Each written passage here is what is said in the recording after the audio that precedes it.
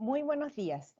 La Superintendencia de Electricidad y Combustibles les da la más cordial bienvenida a la tercera charla relacionada con el Reglamento de Seguridad de las Instalaciones de Consumo de Energía Eléctrica, Decreto Supremo 8.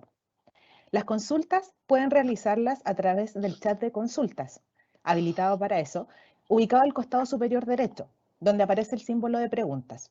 Y estas serán atendidas una vez finalizadas las ponencias y las que no se alcancen a contestar serán respondidas al finalizar el ciclo de charlas, y quedarán publicadas en el sitio de consultas frecuentes de esta superintendencia.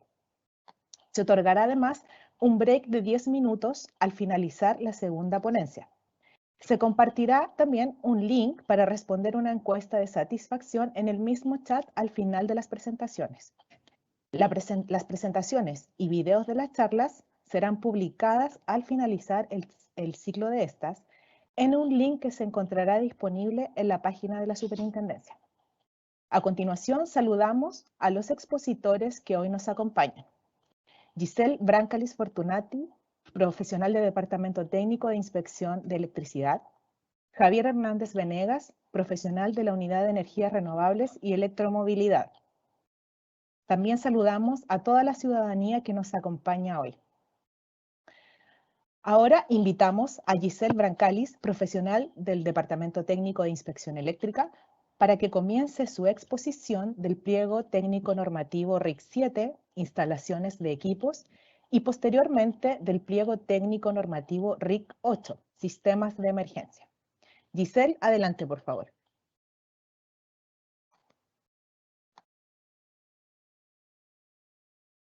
Muy buenos días, muchas gracias María Isabel por esa presentación. Tal como lo indicaba Isa, hoy me toca la misión de dar inicio a la tercera charla y principalmente hoy veremos los pliegos normativos referentes a instalaciones de equipo y sistemas de emergencia y corte en punta. Como ustedes ya pueden ver, nosotros ya vimos la semana pasada todo lo que es la parte medular de lo que contiene nuestro reglamento de seguridad, la cual ahora viene todo lo que es la bajada hacia las instalaciones independientemente con sus características principales. Acá tenemos el esquema de los 19 pliegos normativos a la cual hacen referencia a lo que hoy en día se encuentran contenidos en nuestra normativa vigente, la norma 4. Por ejemplo, en el RIC 7 de instalaciones de equipo, hoy en día se encuentra contenido en el capítulo 12 y 13 de nuestra normativa. Por su lado, el pliego técnico número 8 se encuentra contenido en el pliego 14. Como objetivo, este pliego técnico tiene los requisitos, establecer los requisitos de seguridad que deban cumplir todas las instalaciones eléctricas de consumo del país al instalar estos equipos.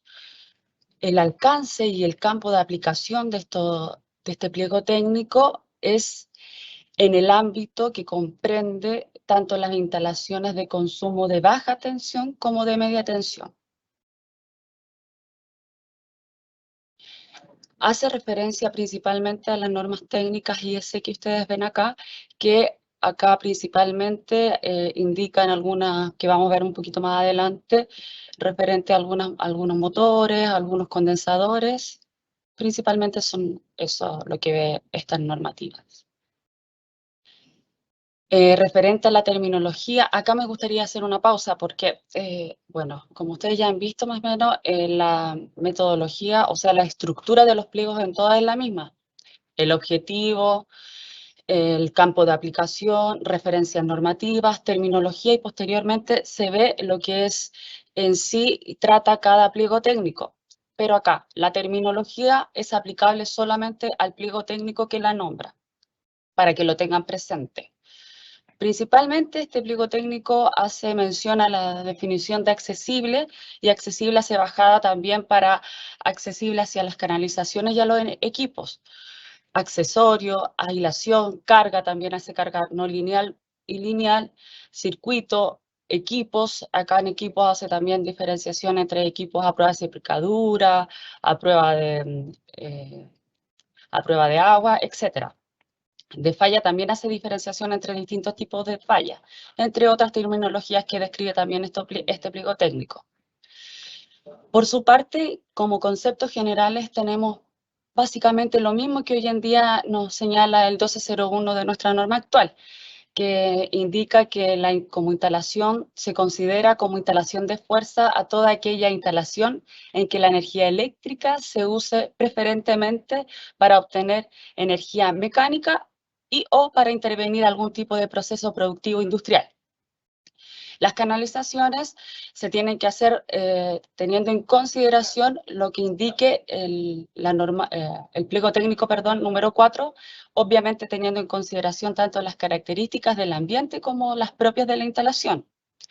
Por su parte, los tableros o los centros de control de motores se tienen que construir e instalar de acuerdo a los requisitos que establece el pliego técnico número 2 de tableros eléctricos. Como exigencia para los equipos de fuerza establece, que está contenido en el 1202 de nuestra norma actual, establece dos requisitos que son nuevos. Que nos señala que los motores deben cumplir con las normas de seguridad y para esto deben cumplir con los protocolos que están definidos dentro de nuestra superintendencia. Y si no existiese algún protocolo, deben cumplir con lo establecido en la norma IS 634.1, la 634.5 y la 634.8. Por su parte, también el instalador responsable de la instalación deberá entregar al usuario la información que le sea aplicable de esta siguiente lista, que es una lista más o menos de 20 características que principalmente son las propias que trae cada motor o máquina. Por ejemplo, corriente de arranque, número de serie de la máquina, año de fabricación, las temperaturas ambiente visibles, la masa total que pesa el equipo, el torque, etc. Y también tienen que indicar cuál sea aplicable de estas que siguen. Por ejemplo, la clase de régimen nominal de tensión, si es un intervalo de tensión A y B, debe determinar, etc. Lo que le sea aplicable a la máquina, tienen que entregárselo al usuario. Siguiendo con las condiciones de instalaciones de los motores, estos se deben instalar en un ambiente a la cual permita una adecuada ventilación y también que sea factible un mantenimiento de fácil acceso y teniendo en consideración las recomendaciones que realice el fabricante. Además, estos equipos deben estar instalados sobre soportes antivibratorios y o sistemas también de aislación acústica. Los motores que se encuentren instalados en ambiente a la cual existiese polvo o fibras que en suspensión a la cual puedan quedar depositados sobre estos equipos, deben realizarse e instalarse en conformidad del pliego número 12, que es el de instalaciones de ambientes explosivos, que lo veremos el jueves. Queda estrictamente prohibido la utilización de motores abiertos en lugares accesibles tanto a personas como para animales. La capacidad de la máquina se debe calcular, obviamente, teniendo en consideración los metros, la corrección correcta de los metros sobre el nivel del mar, donde en la cual van a estar instalados estos equipos. Debe tener un sistema de parada de emergencia a todos los sistemas accionados por motores a los cuales implique riesgos mecánicos para las personas, como por ejemplo los juegos mecánicos. Las bandas, por su parte, las bandas transportadoras deberán instalarse sistemas de emergencia cada 20 metros. Los motores tanto monofásico como trifásico con corrientes nominales iguales o superiores a 3 amperes deben tener un protector termomagnético y además un guardamotor. Las secciones mínimas tienen que ser de 2,5 milímetros en los conductores empleados para alimentar los motores fijos de potencia nominal superior a 3 HP. Respecto a las protecciones y comando de motores, es básicamente lo mismo que hoy en día tenemos en nuestra normativa, que acá les puse unos 3 puntos importantes, que los conductores, los motores y los aparatos de control de motores deben protegerse a sobrecalentamiento debido a sobrecargas. Los de régimen permanente superiores a 1 HP deberán protegerse contra sobrecargas mediante dispositivos de protección que responda a la corriente del motor. Y en los motores de varias velocidades, cada conexión de enrollado debe considerarse en forma independiente para los efectos de protección. Es lo mismo que hoy en día se encuentra en nuestra normativa. Por su parte, respecto a las protecciones de circuitos diferenciales y asimetría, podemos indicar que deberán contar con una protección de cortocircuito. Se puede también en grupo de motores que sean inferiores a 1 HP por motor, podrán tener una protección única, pero establece ciertas condiciones. Referente a las protecciones de los circuitos de estos motores, deberán tener dispositivos de protección que actúen sobre todos sus conductores activos. Y estos 3 puntos son lo nuevo que agrega este pliego técnico, que indica que los motores o cargas trifásicas que sean consideradas como críticas deberán incluir una protección de asimetría, obligatoria, eso sí, para los motores de 5 HP o superior. Y también podrá ser como una protección, podrá ser solo una protección, eso sí que esté dentro del mismo tablero de comando. Estos deberán contar con un protector diferencial sí o sí. Y por su parte, los centros de control de motores deberán contar con las protecciones de sobretensión permanente basados en la norma UNE en 50550 y de sobretensiones transitorias en la norma IEC 62643-11. Referente a los partidores e interruptores, estos podrán tener sistemas de partida directa, indirecta y contención reducida. Ya se menciona a lo que se entiende por cada una de ellas, que es lo mismo que hoy en día tenemos en la norma. Las empresas distribuidoras, acá es algo puntual que les quise destacar. Las empresas distribuidoras, fijarán la potencia máxima de los motores alimentados desde los empalmes en baja tensión, que podrán tener una partida directa, de modo de lograr que la corriente de partida no produzca ningún tipo de perturbación al funcionamiento de las instalaciones vecinas. Sin embargo, esta potencia máxima de los motores no podrá ser inferior a 3 kilowatts. Por su parte, las instalaciones que están conectadas a los empalmes media tensión y que cuentan con motores cuya potencia sea superior a 3 kilowatts, el instalador que está a cargo del proyecto con común acuerdo, se tendrá que poner en conocimiento con la empresa distribuidora para determinar la potencia máxima del motor que pueda ser en partida directa y que la función y la capacidad nominal y otras características de transporte que les alimente y que obviamente no interfieran en el funcionamiento de las instalaciones vecinas. Acá, referente a estos últimos 2 puntos, agrega la norma que si no llegan a acuerdo, puede venir acá el instalador puede venir a hacer un reclamo a la superintendencia y ampararse en el artículo 3 de la ley 18.410 de la superintendencia, ¿ya? Acá también todo circuito deberá tener un interruptor que desconecte tanto al motor como a su partidor. Acá ya entramos en lo que es un punto totalmente nuevo que incluye nuestra normativa, que hace referencia a la instalación de los condensadores. Principalmente esto indica que todo condensador deberá contar con su placa característica típica, que es la que indica el año de fabricación, si tiene o no tiene líquido, y si no es o no es inflamable, la frecuencia, las tensiones nominales, etc. Además, estos condensadores deben ser instalados solamente para que sean accesibles a las personas autorizadas.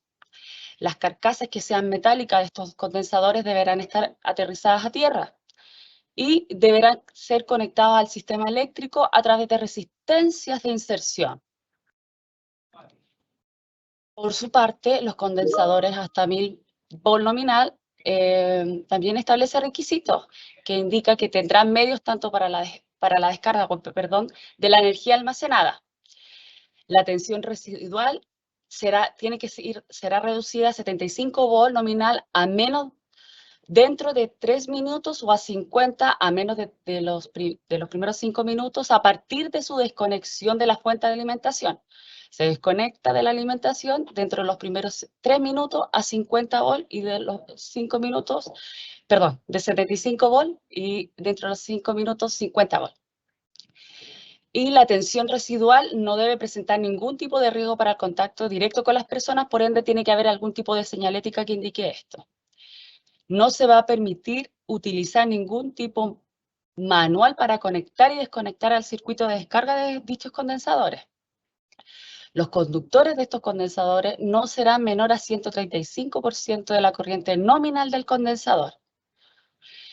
En cada conductor activo de estos condensadores, de los bancos de condensadores, se debe instalar un medio de desconexión, como les indicaba, que debe cumplir con los siguientes requisitos. Dicho medio de desconexión tiene que abrir simultáneamente todos los conductores activos. Se permitirá que este medio de desconexión desconecte al condensador de la línea como una maniobra normal. Y la capacidad nominal del medio de desconexión no será menor al 135% de la corriente nominal del condensador. Por su parte, también establece ciertos tipos de cómo se deben instalar los condensadores superiores también a 1000 volt nominal.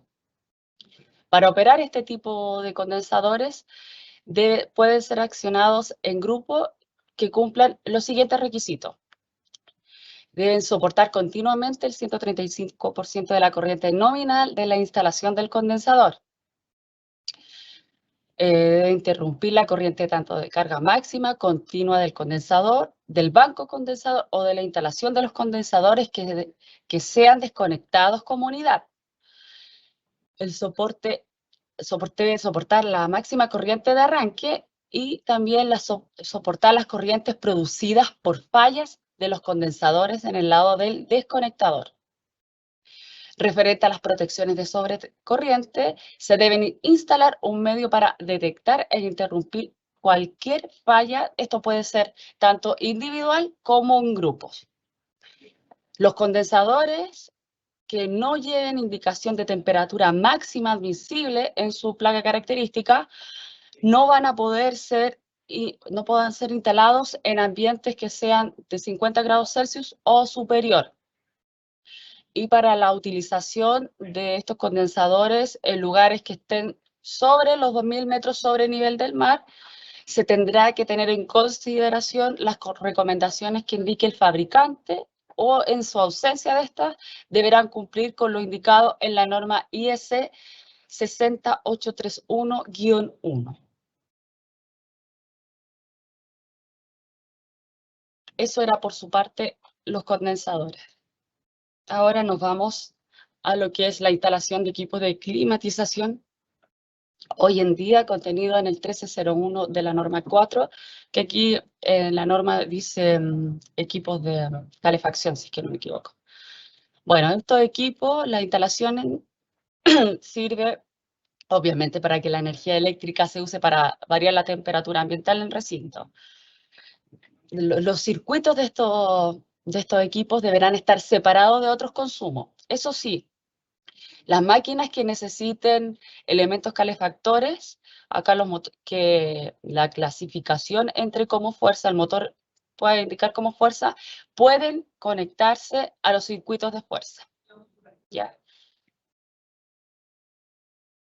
Acá agrega 2 puntos nuevos que nos señala principalmente que los equipos deberán protegerse de acuerdo a las condiciones particulares a las que estén expuestos. Y por su parte, la instalación se debe hacer respetando las distancias mínimas entre los equipos y los materiales combustibles adyacentes, según obviamente si existiese, tomando en consideración las recomendaciones tanto del fabricante como las que hace mención el pliego técnico 12 de ambiente explosivo. Posteriormente señala que tiene que existir una placa característica que esté visible, que eso hoy en día se encuentra contenido en nuestra normativa. Para equipos superiores a 1 kilowatt debe haber un interruptor incorporado que corte todas sus líneas activas, de lo contrario se debe conectar a un circuito a través de un tablero comando. Eso también sale hoy en día en nuestra norma. referente a los circuitos, protecciones y comandos. Los circuitos de enchufe para alimentar a 2 climatizadores podrán tener capacidades nominales ya sea de 16, 20, 25 o 32. Hoy en día en nuestra norma sale 15, 20, 25 y 30. Bueno, es un cambio breve, pero se modificó esto. Para equipos superiores deberán alimentarse por un tablero de comando. La sección mínima de estos circuitos deberá ser de 2,5. Y por su parte, también estos circuitos deberán contener algunas de las medidas de protección contra contactos, contra tensiones peligrosas que vimos el día jueves con Felipe.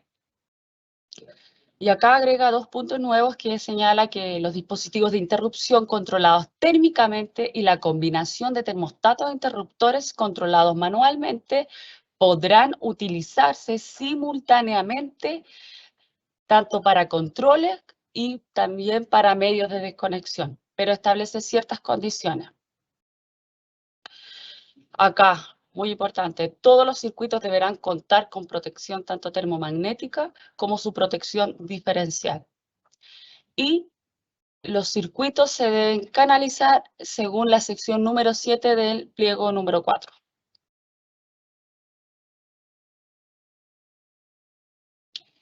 Agrega también aquí, siguiendo también obviamente con la instalación de equipos de climatización, acá se menciona a lo que es equipo de calentamiento eléctrico para tuberías y tanques.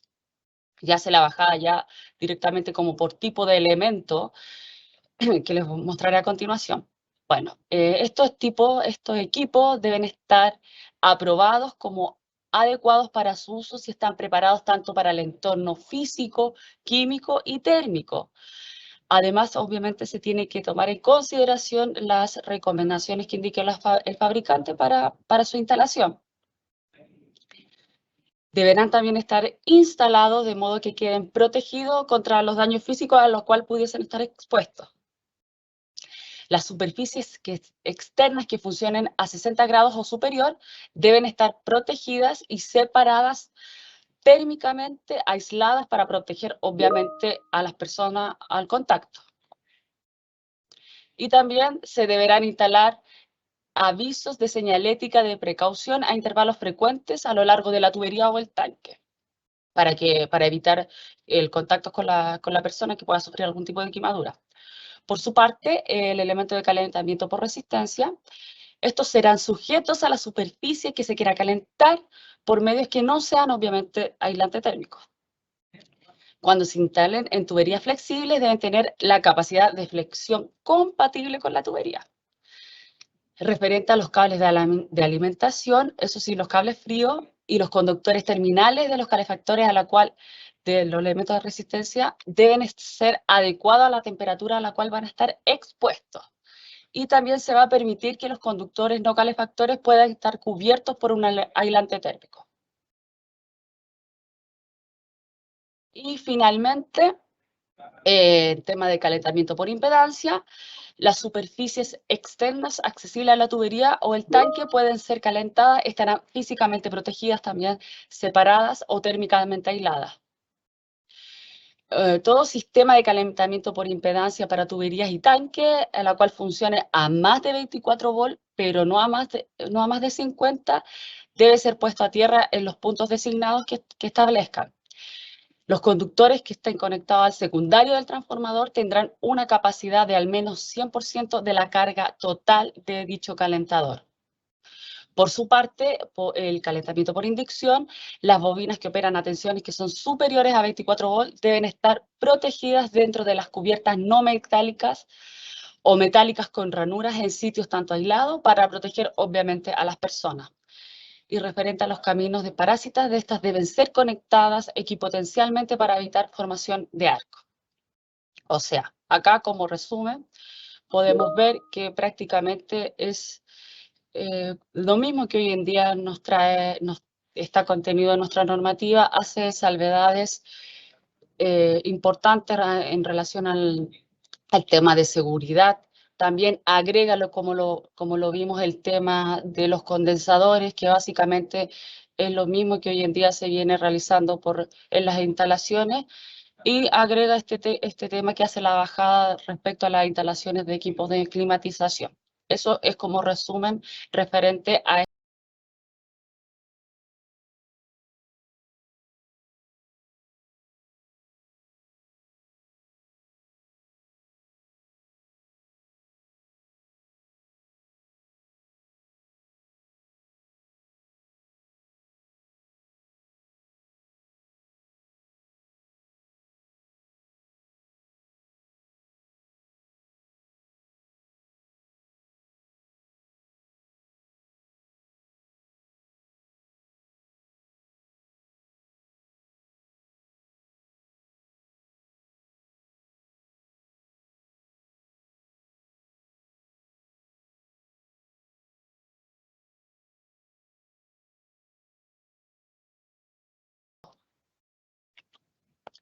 Por su parte, ahora vamos a ver lo que es el sistema de emergencia.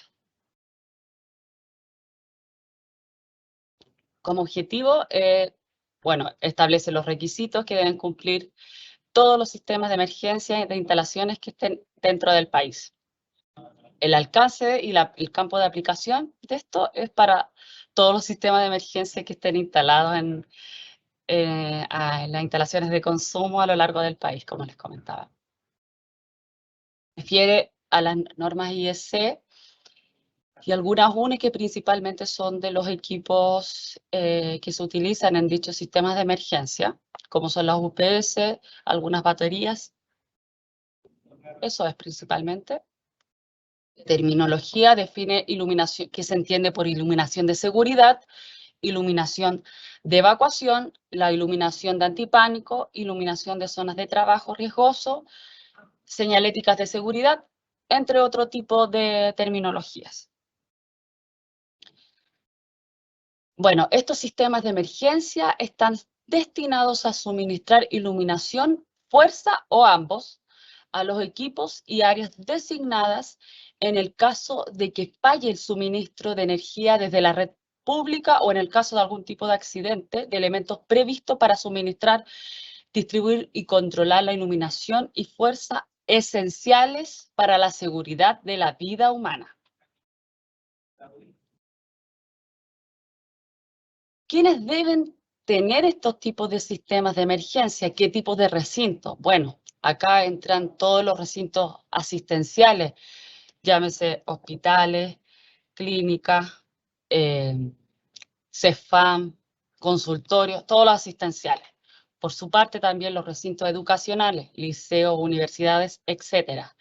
Hoteles, teatros, cines, aeropuertos, recintos deportivos, bares, cafeterías, los edificios que contengan de 5 pisos o más, los estacionamientos cerrados y los cubiertos que cuenten con más de 5 estacionamientos, entre otros. Por su parte también entran en esta categoría las autopistas y también las electrolineras y los procesos industriales a cualquier tipo de interrupción accidental pueda comprometer la seguridad de las personas. ¿Qué consumo debe alimentar nuestro sistema de emergencia? Bueno, acá el consumo que debe alimentar es el alumbrado de escape, que ahora se entiende como iluminación de seguridad. Todos los sistemas de sustentación de funciones biológicas, acá ya entra, pucha, hoy en día en boca de todo lo que es los respiradores artificiales. Acá también hace mención a lo que es salas de operaciones y todo lo que es básicamente en tema más de salud. Sistema de alarmas tanto de incendio como de robo. Los sistemas de combate y de extinción de incendio. Acá hace mención a todos los sistemas, por ejemplo, de extracción de humo, todo lo que se ocupe para el combate de extinción de incendios.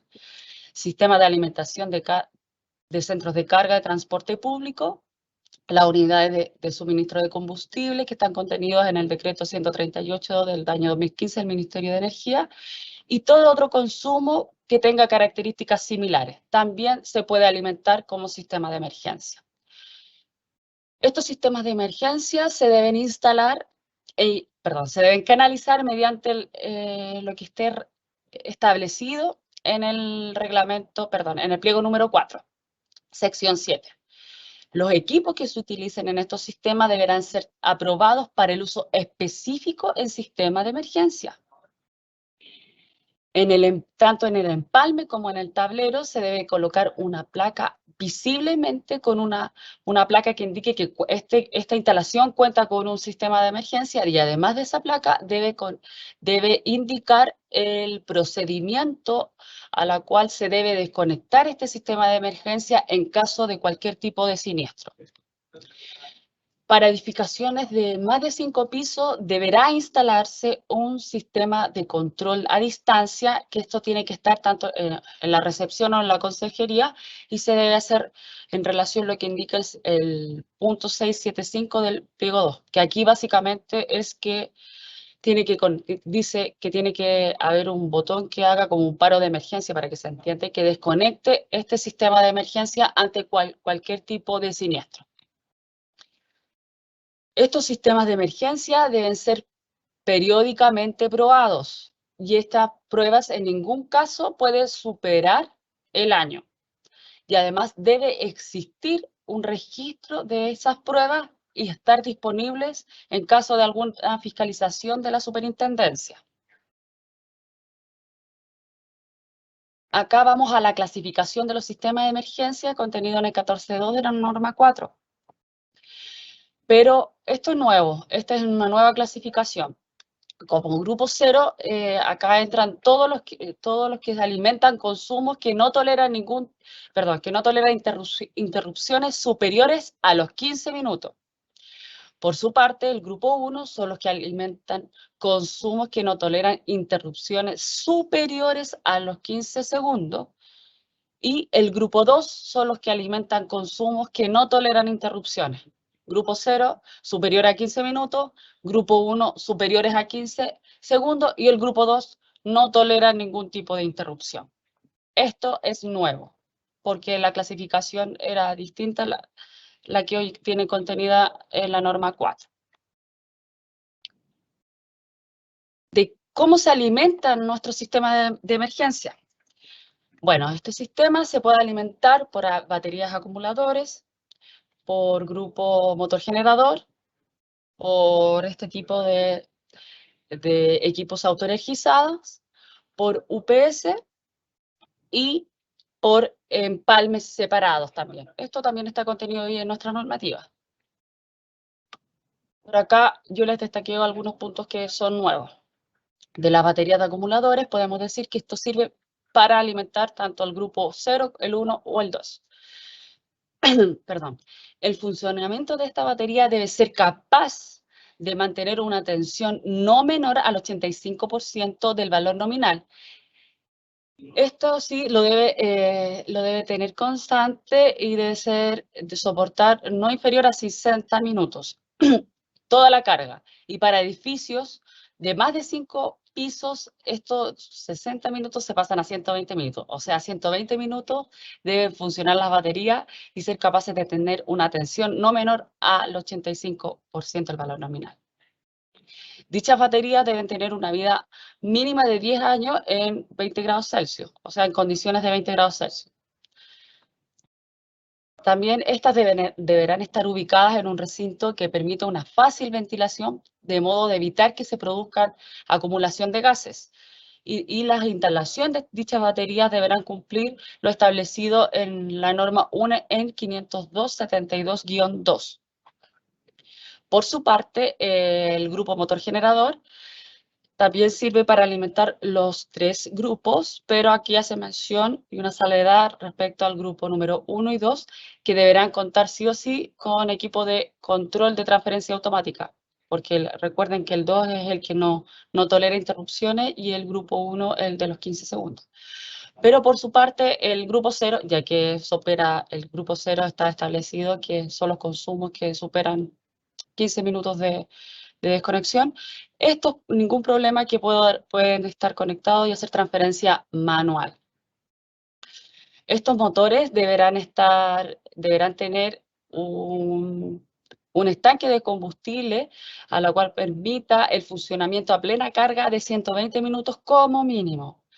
Acá en la norma, la actual, me parece que sale 90, ahora se amplía a 120 minutos como mínimo.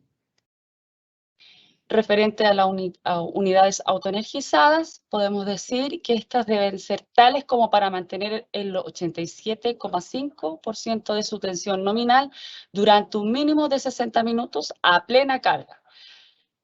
Y hasta esos edificios, para edificios hasta 5 pisos y los de superiores para asistenciales, educacionales, etcétera, debe ser de 120 minutos. Las unidades de potencia sin interrupción, más conocidas como UPS, estas deberán cumplir con el protocolo de análisis y ensayo que se establezca en esta superintendencia o en caso de que no existiese, deben cumplir con la norma IS 62040-1, 2, 3 y 4. También estos equipos sirven para alimentar los consumos de los grupos 0, 1 y 2. Y además debe indicar el mínimo de tiempo de espera del mantenimiento de dicha UPS.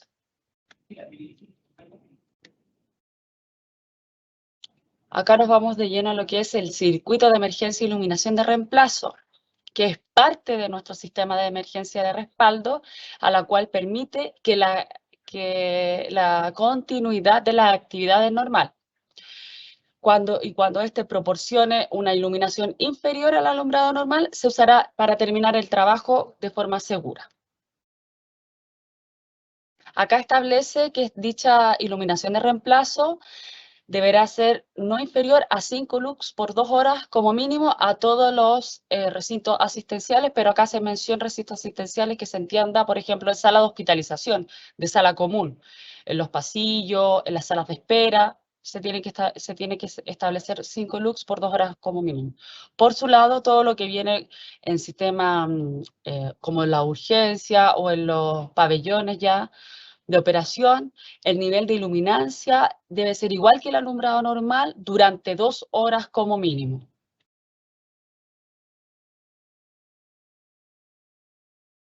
Dichos circuitos deberán ser construidos con canalizaciones que sean retardantes a la llama, no propagadoras de esta, y a su vez deben estar libres de gases tóxicos y halógenos. Y los conductores que se deben utilizar son los que revisamos la semana pasada con Julio, que estos conductores son nuevos. Por ejemplo, acá indica servicio de seguridad, alumbrado de emergencia con unidades autoenergizadas, se deberá usar el tipo de cable RC1-K.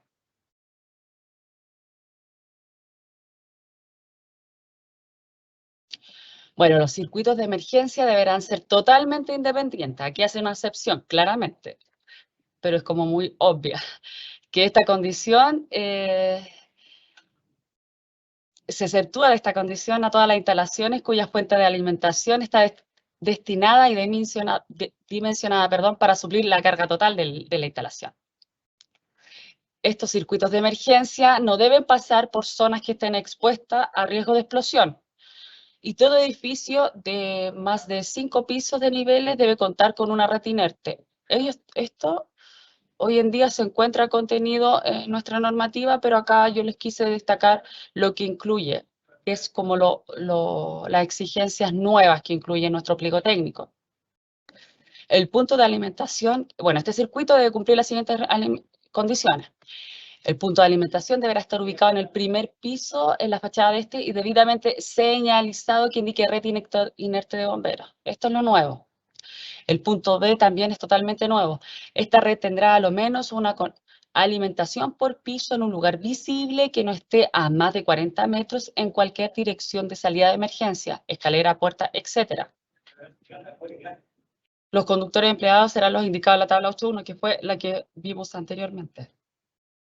Esto es como, bueno, esto está contenido, dice la capacidad mínima del circuito será de 5 kilowatts en disposición monofásica, pero agrega esto como nuevo. Y los conductores serán de una sección mínima de 4 milímetros. Esto es nuevo. Referente a las canalizaciones, deben ser embutidas o preembutidas, utilizando para ello ductos metálicos que cumplan con los requisitos definidos en la tabla que veremos a continuación. Y una resistencia al fuego mínima de RF90. Esto también es exactamente lo mismo que hoy en día establece y los circuitos, los enchufes de dicho circuito deberán estar claramente identificados. Referente a lo que entendíamos por canalización, esto también es la tabla que les explicaba a Julio la semana pasada, donde indicaba, por ejemplo, el código 5, que tiene que ser mínimo 5, el que sigue también 5, si es 4 ya nuestra canalización no cumple, en este caso para dicho tipo de circuito.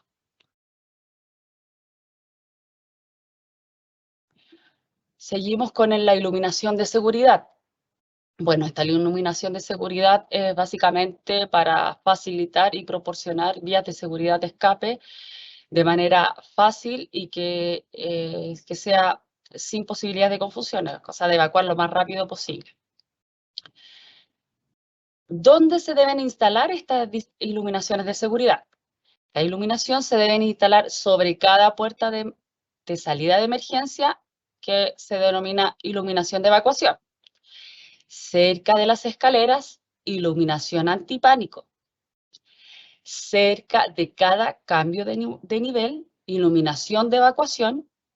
En todo cambio de dirección de vía de escape, iluminación antipánico. Al exterior de edificios, iluminación de evacuación. Donde se ubican las cajas de empalme, iluminación de antipánico. Y finalmente también quería aquí destacarles que también hace mención a la tabla contenida hoy en 1126, que es exactamente lo mismo que sale en nuestra normativa, solamente que acá se hace unas pequeñas modificaciones a la autonomía. ¿Se acuerdan que yo recién les mostré unas clasificaciones? Claro. Por ejemplo, en tipo de iluminación de evacuación, la iluminancia debe ser de un lux, la reacción mínima y la autonomía sale detallada y el tiempo de recuperación y el rendimiento de la lámpara. Eso es principalmente lo que refiere el pliego técnico número 8 del sistema de emergencia. Como ustedes pueden ver, básicamente es lo mismo que hoy en día tenemos en nuestra normativa, haciendo, obviamente, rescatando y mejorando algunos sistemas de seguridad e incorporando. Eso es todo por mi parte, espero que les haya gustado. Traté de destacar los cambios más importantes, bueno, de hecho incluye casi todos los cambios que, que traen estos nuevos pliegos técnicos. Eso, muchas gracias por su audiencia. María Isabel.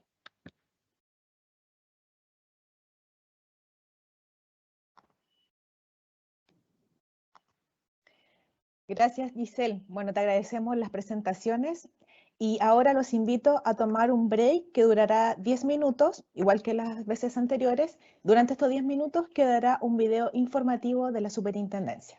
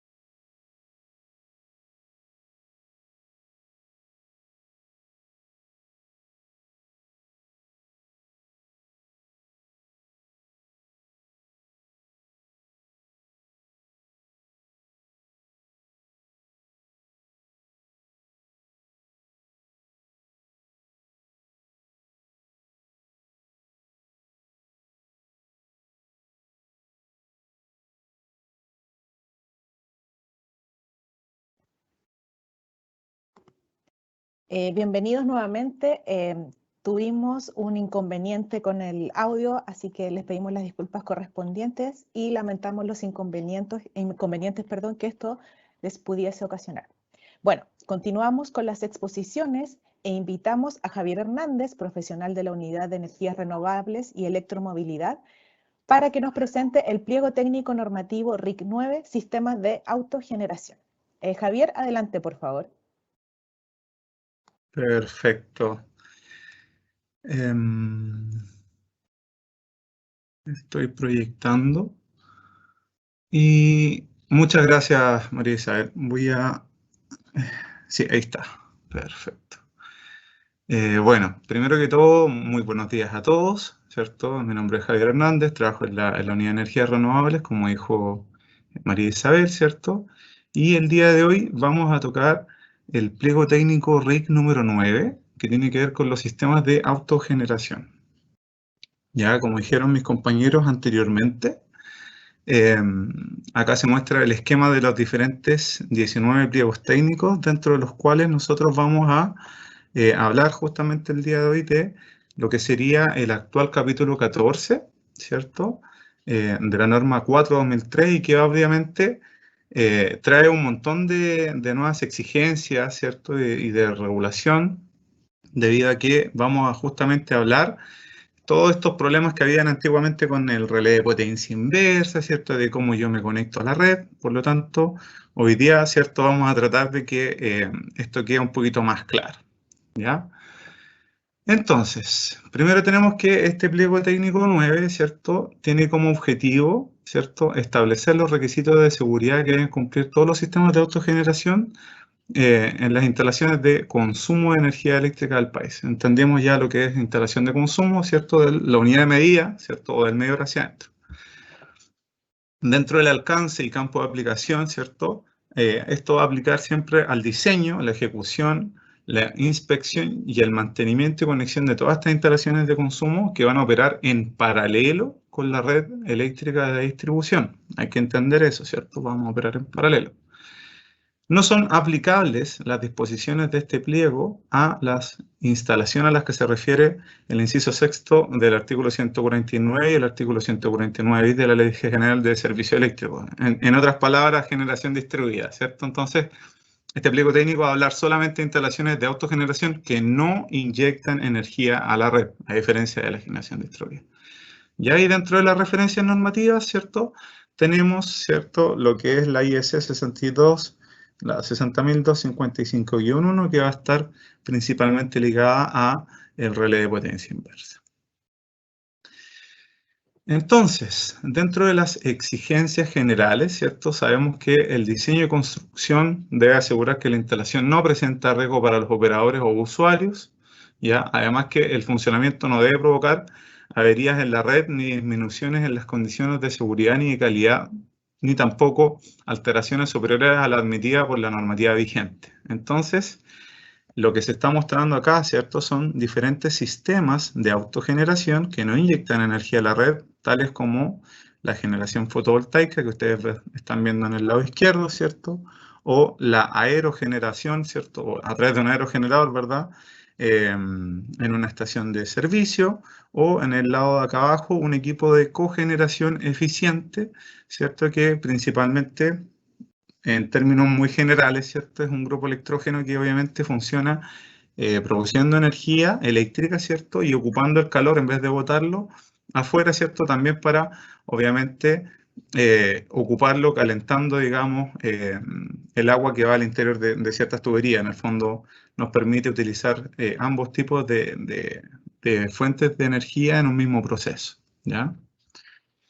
Dentro de la terminología, ya que establece este nuevo pliego técnico, tenemos algunas cosas que son bastante nuevas, ¿ya? Y dentro de ellas se habla de la anti-isla, ¿ya? Entonces, la anti-isla no es más que un sistema de protecciones que consiste en el uso de relés o controles que evitan el abastecimiento y consumo del sistema de distribución en forma aislada al resto del sistema interconectado. ¿Qué quiere decir esto? Que de alguna manera yo no puedo entregar energía a la red con un sistema de esto. Es decir, si opera la red eléctrica de distribución y yo tengo mi sistema de generación, estos sistemas de generación tienen que contar con esta protección de modo de no estar inyectando energía a la red, ¿cierto? Porque de alguna manera van a ver, ¿cierto?, que se produjo una isla, por lo tanto, ellos deberían dejar de funcionar. ¿Ya? La isla ahí habla de la condición cuando se produce un corte de la energía eléctrica suministrada por la empresa distribuidora y queda aislada, permanece separado del resto de la red eléctrica, quedando energizada solamente por los equipamientos de generación. La isla interna es una condición que se provoca cuando, igual como le dije anteriormente, ¿cierto? Se ha producido un corte de energía en la red eléctrica de distribución, ¿cierto? Y la instalación interior de consumo queda aislada del resto del sistema de distribución, pero queda energizada por los equipamientos de generación, ¿cierto? Porque en este caso, dentro del alcance, ¿cierto?, se permite que funcionen estos sistemas de autogeneración en el modo isla interna, es decir, siempre funcionando desconectados de la red eléctrica para no inyectar energía hacia ella. Otra de las cosas interesantes dentro de la terminología de este pliego lo son el equipo de monitoreo de generación, ¿cierto? Que en este caso, vamos a ver más adelante, que se exige para instalaciones cuya capacidad es mayor a los 30 kilowatts de potencia instalada, ¿cierto? También tenemos los equipos de monitoreo de inyección, que son una parte fundamental, debido a que va a estar destinado de manera exclusiva al sistema de limitación de inyecciones, ¿cierto? Más adelante también lo vamos a complementar. ¿Ya? Por otro lado, tenemos el interruptor de acoplamiento, ya que es la imagen derecha inferior que ustedes están viendo acá, que no es más que un dispositivo de protección con capacidad de apertura bajo corrientes de carga y de cortocircuito, ¿cierto? Es capaz de abrir, ¿cierto?, este circuito incluso en condiciones de falla o operación normal, y el cual se compone de dos dispositivos eléctricos de desconexión conectados en serie, como en el caso de acá, se ven dos contactores más robustos, ¿cierto? Y en el lado de acá arriba tenemos la protección RI, ¿ya?, que es una protección que actúa sobre el interruptor de acoplamiento que está acá abajito, cuando al menos un valor de operación del sistema de distribución se encuentra fuera del rango de ajuste de esta protección, entendiendo que, obviamente, acá hablamos de los valores de tensión y de frecuencia, ¿ya? Además, esta protección RI, como se indica acá, vamos a verlo más adelante, ¿ya? En este pliego se habla de la protección RI centralizada y también de la protección RI complementaria, ¿ya? Entonces, lo que se habla acá es que obviamente esta protección pudiese estar integrada en un inversor o puede ser externa al inversor.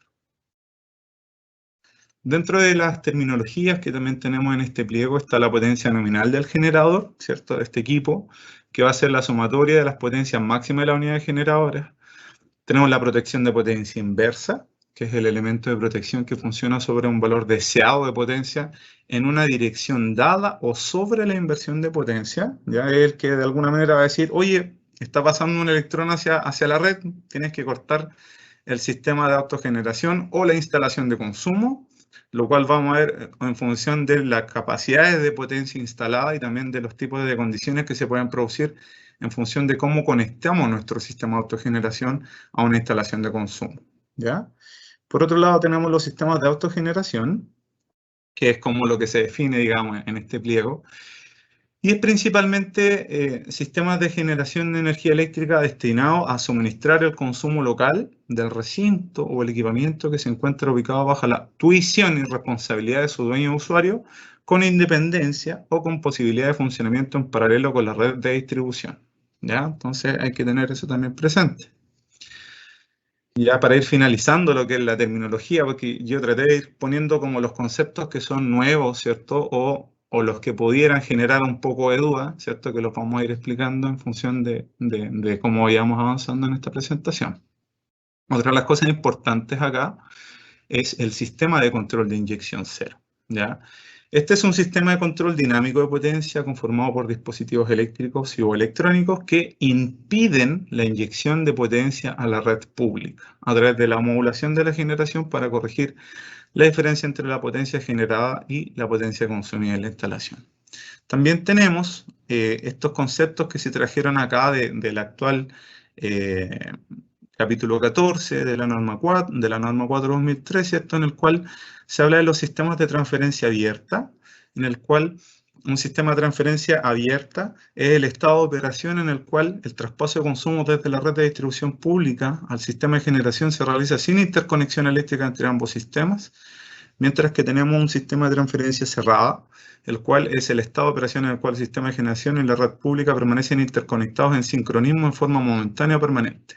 En términos simples, ¿cierto? Castellanizando un poquito esto, los sistemas de transferencia cerrada son aquellos donde tenemos, por ejemplo, los sistemas de generación fotovoltaica, ¿cierto? Donde yo ahí estoy interconectado con la red, ¿cierto? Y puedo permanecer en sincronismo. Mientras que los de transferencia abierta yo voy a tener que ir, desconectar la red, ¿cierto? Para poder volver a conectar mi equipamiento de generación, ¿ya? Y también tenemos el tablero de punto de conexión, ¿cierto? Que es un tablero nuevo que no existía en las instalaciones de consumo y que va a estar principalmente enfocado en albergar, ¿cierto? Todas estas protecciones nuevas de las que hemos estado hablando. Llámese protección RI, interruptor acoplamiento, relé de potencia inversa, según corresponde en función de la potencia que tenga nuestro equipamiento de autogeneración. Entonces, sigamos. Dentro de las exigencias generales quise hacer una especie de resumen, ya como para que en el fondo tengan una receta de cocina en el cual les permita a ustedes saber qué es lo que deberían tener para poder cumplir con ello. Entonces, tenemos la letra A. Las instalaciones eléctricas de un sistema de autogeneración no deberán mantener tensión en la línea de distribución ni dar origen a condiciones peligrosas de trabajo para el personal del mantenimiento y explotación de la red de distribución. ¿Qué quiere decir esto? Hay que recordar que los sistemas de autogeneración, ¿cierto?, pueden estar funcionando en paralelo con la red, ¿ya? Entonces, lo que se busca, ¿cierto?, es evitar que haya un electrón que vaya hacia la red, por eso que existen estas protecciones de potencia inversa y estos equipos de limitación de inyección o equipos de inyección cero, ¿cierto?, con el fin de que no vaya a ser que haya algún operario de la red eléctrica distribuidora realizando un mantenimiento, ¿cierto?, y obviamente esa línea queda energizada por este equipamiento de autogeneración, que puede estar conectado de manera irregular, lo cual también se viene a atacar, digamos, en este pliego técnico 9. Entonces, eso es un poquito como para que se entienda. No es que seamos majaderos con el tema de que no puedo tener un sistema de autogeneración, si al final lo que se busca es principalmente no entregar esa energía a la red, ¿ya?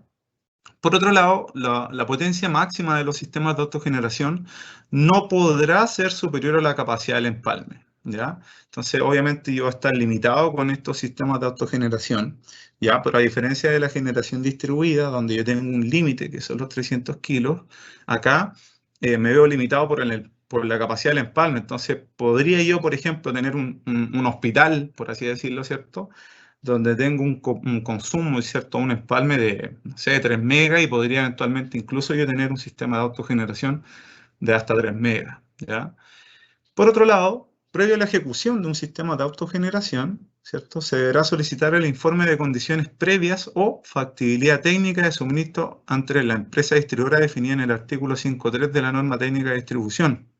¿Qué quiere decir esto? Y acá por eso puse este formulario de solicitud de factibilidad técnica, ¿ya?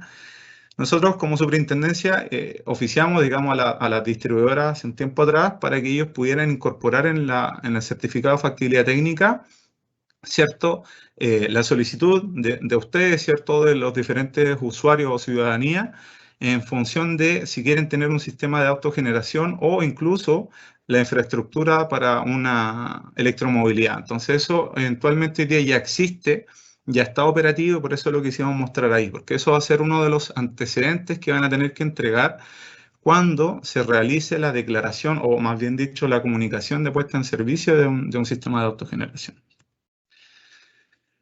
Dentro de las exigencias generales, ¿cierto?, previa a su puesta en servicio deberá ser declarado mediante una comunicación de energización ante la superintendencia, y ahí les doy un guiño, un adelante de lo que se nos viene para este año, ¿cierto?, el TE5, que va a ser un trámite de uso exclusivo para su declaración, el cual ya está en desarrollo, ¿cierto? Ya lo tenemos ahí en desarrollo, donde se van a pedir estas cosas y por lo tanto es un tema que ya va avanzando. Por otro lado, toda instalación eléctrica de un sistema de autogeneración debe ser proyectada y ejecutada bajo la supervisión directa de un instalador eléctrico autorizado por la superintendencia de la clase A o B.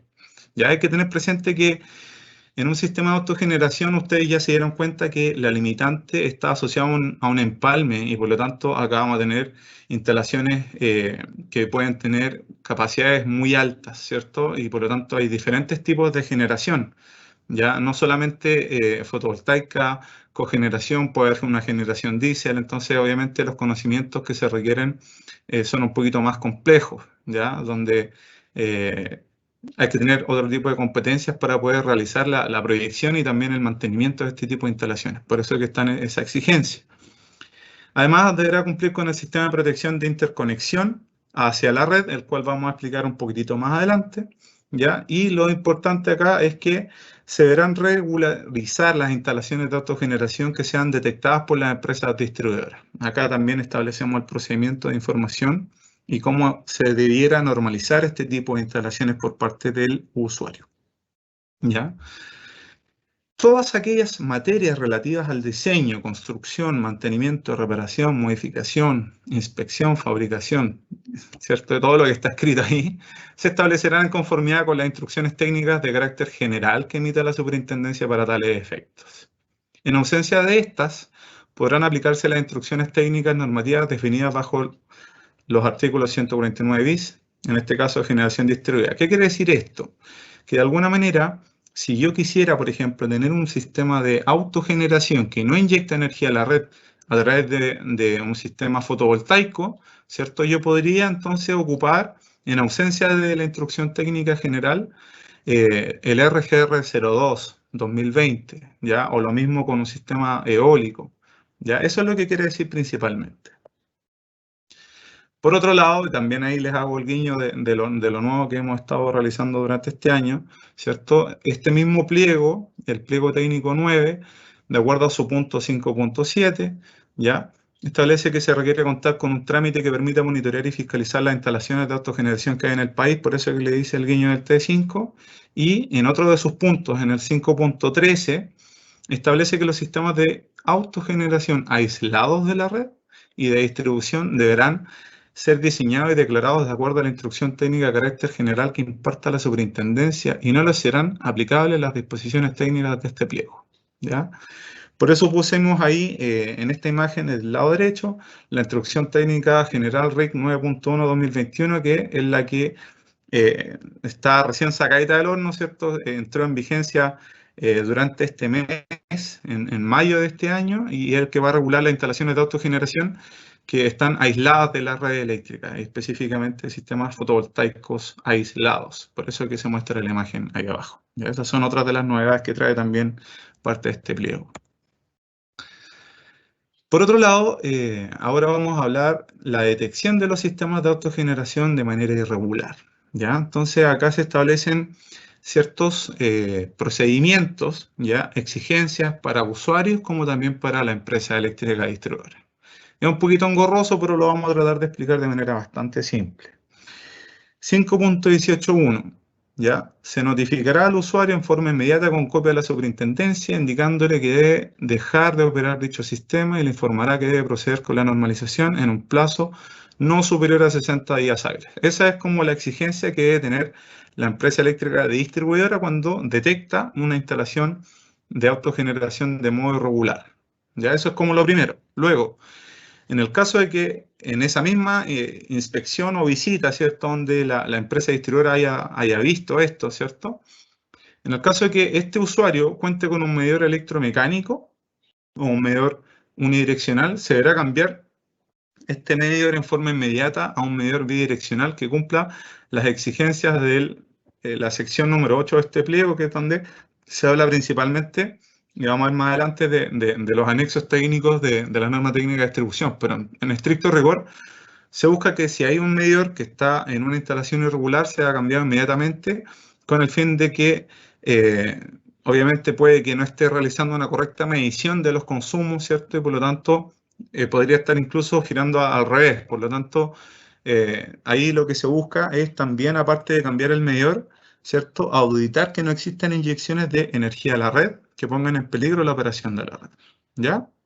Por otro lado, en el caso de que la empresa distribuidora detecte que el sistema de autogeneración irregular inyecta energía cuando la red o el empalme del cliente queda sin suministro, Es decir, él hace la prueba botando el disjuntor o la protección general que está en la unidad de medida o el medidor, ¿cierto? En ese caso, la empresa deberá contar en forma inmediata al suministro eléctrico de energía de la instalación y notificar a la superintendencia aportando los antecedentes que acrediten el hecho, ¿cierto? Porque eso es bastante grave, ¿cierto? De que yo esté inyectando energía a la red. Ahora, 5.18.4. En el caso de transcurrido el plazo indicado en 5.18.1, ¿cierto? ¿Se acuerdan que hablamos de los 60 días? Entonces la distribuidora vio, dijo, hay una instalación irregular, tiene 60 días. Acá viene a decir que si no se normalizó la instalación o no se acordó con la empresa distribuidora un nuevo plazo para normalizar, la empresa deberá denunciar esto a la superintendencia aportando todos los antecedentes, ¿cierto?, que permitan acreditar la denuncia ante la superintendencia, incluso enviando una copia al usuario. Entonces, en el fondo es como, mira, te dije 60 días, no lo hiciste, ok, vuelvo a decirle a la superintendencia y te pongo a ti en copia. 5.18.5. En los casos en que la distribuidora detecte que el medidor bidireccional registra inyecciones después de la notificación, deberá denunciar nuevamente esto a la empresa, pero acuérdense, primero vimos un medidor que era unidireccional, le pidió que se cambiara, se le dijo que normalizara, se le dio 60 días y luego de eso, la empresa distribuidora detectó que incluso habiendo un medidor bidireccional, ¿cierto? Cuando se le pidió al usuario que no inyectara, este sigue inyectando, entonces ahí la empresa vuelve a denunciar esto y adjuntando la denuncia presentada a la superintendencia, indicándole que no puede operar su sistema y en caso de hacerlo podrá proceder el corte de suministro, ¿ya? En los casos que el usuario no acate lo indicado en los puntos anteriores, ¿cierto? La empresa detecte por tercera vez inyecciones a la red, deberá denunciar por escrito esto a la SEC, informando la fecha en la que procederá el corte de suministro. Esa es como la parte final, ¿cierto? Entonces, de alguna manera, igual el usuario tiene como misión, ¿cierto?, esto de respetar, digamos, la no inyección de energía a la red, porque eso puede ser bastante peligroso. Entonces, de alguna manera, el 5.18.7 establece que cuando se acredite, ¿cierto?, su normalización de estos sistemas irregulares, ¿cierto?, se debe presentar un nuevo certificado de inscripción de comunicación de energización a la superintendencia, donde la distribuidora va a reponer el servicio dentro de las 24 horas siguientes, ¿ya? Como establece ahí, presentando un nuevo certificado de inscripción de comunicación de energización, porque el usuario va a decir si es un sistema de autogeneración o si va a ser un sistema que se acoja a la ley de generación distribuida. Él va a tener que ver ahí qué tipo de certificado es el que le solicita al instalador, ¿ya? Luego pasamos a los medidores, que están muy relacionados con el tema anterior, ¿ya? Las instalaciones que cuenten con sistemas de autogeneración con capacidad de funcionamiento en paralelo, ya con la red de distribución, deberán cumplir los artículos 5 y 19 de la norma técnica de distribución, ¿ya? Y contar con un equipo de medida que cumpla el 4.1 del anexo técnico de los sistemas de medición, el cual deberá ser implementado por la empresa distribuidora en conformidad al artículo 6.11 de la norma técnica de distribución. Voy a explicar esto en todo caso, porque como que hay mucho texto ahí, mucha referencia a normas técnicas que son un poquito complejas de entender, pero básicamente lo que se dice es que, bueno, tiene que haber un medidor, un equipo de medida, ¿cierto?, que cumpla con los sistemas de medición, monitoreo y control que establece la norma técnica de distribución y que de alguna manera es la empresa eléctrica distribuidora la que tiene la función y la obligatoriedad de implementar este sistema de medición, monitoreo y control más el equipamiento o la unidad de medida, ¿ya? Entonces, eso es lo que quiere decir todo ese texto. Además, estos sistemas deben ser capaces de generar alertas, ¿cierto? Generar alertas cuando se produzcan inyecciones de energía a la red no autorizada, ¿ya? Porque en este caso la empresa eléctrica es la que va a estar monitoreando esta alerta y en caso de detectar clientes que inyecten energía a la red deberá notificar al usuario como hablamos anteriormente, ¿ya? Por otro lado, todo sistema de autogeneración con una potencia instalada superior a los 30 kilos deberá contar con un equipamiento de monitoreo de generación que sea capaz de registrar exclusivamente la generación, ya el cual deberá quedar montado en el tablero de distribución del equipamiento de autogeneración y claramente rotulado. ¿Qué quiere decir eso? Que independiente de la unidad de medida o el medidor que tiene la empresa distribuidora para la facturación, ¿cierto? Ya, yo muy cercano a él debiera tener un medidor de uso exclusivo del sistema de generación. Ya hay que recordar que de alguna manera yo necesito saber cuánto es lo que estoy generando, ¿cierto? Y si de alguna manera pudiera haber algún problema con el factor de potencia, ¿cierto? Ese equipo de medición nos va a poder ayudar, ¿cierto? A ver si ese factor o ese mal factor de potencia lo está asociando a esta generación que eventualmente no se puede, ¿cierto? O puede prestar apoyo frente a ese tipo de problemas. Dentro de lo que es la operación del equipo de generación, ¿cierto? Los sistemas de autogeneración que funcionan en modo isla interna deberán contar con un sistema de transferencia abierta, que fue lo que hablamos inicialmente, ¿cierto? Al principio de este pliego, que permita operar el sistema una vez que se desconecte la red de distribución, ¿ya? Esta nueva operación de sistemas de autogeneración en modo isla interna se realizará mediante el sistema de transferencia abierta, que asegura que en ningún momento existirá conexión con la red de distribución mientras se encuentre operando en este modo. Ya acuérdense que la finalidad de esto va a ser siempre no inyectar energía a la red. Ya, por otro lado, también se establece que la conexión o reconexión de los equipamientos de generación a la red de distribución solo puede ocurrir, ¿ya? Solo puede ocurrir, por eso lo destaqué, si el equipo de generación establece que la tensión y frecuencia de la red están dentro del rango de tolerancia, como lo establece el artículo 5.16 de la norma técnica de equipamiento de generación o la norma técnica de net billing, donde ahí se establecen cuáles son los valores de tensión máximos mínimos, ¿cierto? Y de frecuencia máximo es mínimo. Lo que viene a decir es que, oye, ojo, tú vas a tener una protección RI que va a estar monitoreando cómo se comporta la red eléctrica de distribución.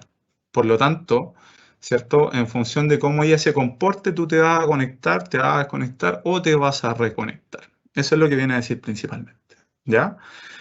Por otro lado, los propietarios de sistemas de autogeneración cuya potencia instalada sea superior a 300 kilowatts, ¿ya? Deben designar un responsable técnico, el que deberá contar con conocimiento técnico sobre la conexión, operación y mantenimiento de la instalación de autogeneración. Eso también es uno de los requisitos que viene a detallar acá, de que va a haber un responsable en el fondo de estar viendo las coordinaciones, los mantenimientos, ¿cierto? Y las modificaciones o reparaciones que haya que realizar. Ahora vamos a hablar un poquitito de la conexión para equipos de generación sincrónicos y asincrónicos, ¿ya? Entonces, lo primero es un sistema de autogeneración que no se basa en tecnologías con convertidores estáticos, ¿cierto? El inversor. Para el control de sus parámetros de funcionamiento y de sincronización con la red deberá contar a lo menos con los siguientes equipos, ¿cierto? Y ahí se habla de que deben tener estos voltímetros simultáneamente midiendo la tensión y la fuente, digamos, en la red, los frecuencímetros, los sincronoscopios. Ya también se habla de que para la protección y control de la puesta en paralelo o separación de la fuente de la red, el sistema de autogeneración debe contar con un relé de sincronismo que permita la puesta en paralelo automático, ¿ya? Y también se deberá contar con un esquema de control y explicación de la partida de la autogeneración que aplicará solo para cuando hayan equipos de generación asincrónicos, donde este esquema debe estar impreso y de manera legible cercano al tablero del equipamiento de autogeneración, ¿ya? Por otro lado, también se establecen la rotulación, la señalización y los esquemas de conexión, ¿ya? Entonces acá lo que hicimos fue establecer las señaléticas de precaución, entendiendo que van a haber ciertos tipos de condiciones donde los operarios tienen que saber que hay un sistema de autogeneración. Por eso, por ejemplo, está acá esta precaución, esta propiedad cuenta con un sistema de autogeneración y es la que va a estar principalmente pegada en la unidad de medición, ¿cierto? En el medidor, en la parte de afuera. Esto tiene unas medidas que también están establecidas en el capítulo 11 de este pliego. También se habla de las rotulaciones que tienen que ser indelebles. También se habla de que, por ejemplo, los conductores que vengan de un sistema de autogeneración y que lleguen a una barra, ¿cierto?, de un tablero general o de un tablero de distribución existente dentro de una instalación de consumo, tienen que ser rotulados, ¿cierto?, y tienen que verificarse, ¿ya? Aquí lo que buscamos principalmente es que puede que una empresa desarrolladora A realice la ejecución de un sistema de autogeneración, sin embargo, pueden haber empresas B y C que son los que van a hacer el mantenimiento y por lo tanto cualquier persona o técnico, ¿cierto?, que se meta a realizar algún mantenimiento dentro de esta instalación tiene que saber que va a haber una energización por una fuente de autogeneración y que tiene que estar claramente señalizado, ¿ya? Por otro lado, también se habla de los procedimientos de apagado de emergencia y por eso ahí se adjuntan algunos ejemplos, ¿ya? Entonces, de alguna manera, igual tratamos de establecer correctamente esto para que quede todo bien señalizado y sea fácilmente entendible para el personal de mantenimiento que llegue a ese tipo de instalaciones. Además que también tratamos de regular qué es lo que deberían tener los planos con los diagramas unilineales que vamos a ver un poquito más adelante. Para ir ya como finalizando con las exigencias para la conexión a la red, ya es importante que hay un anexo que habla de cuáles son los sistemas de protección que debe tener un sistema de autogeneración, ya entendiendo que en este tipo de instalaciones los equipos de protección deberán medir la tensión y la corriente en cada fase y van a desconectar el sistema de autogeneración cuando vean ciertos problemas con la tensión y la corriente en cualquiera de sus fases. Entonces, lo que se muestra acá es una tabla de resumen que detalla cuáles son los requerimientos en función de la potencia, como les decía inicialmente, ¿ya? Entonces, ¿qué es lo que tenemos acá? Primero, en los sistemas de autogeneración vamos a tener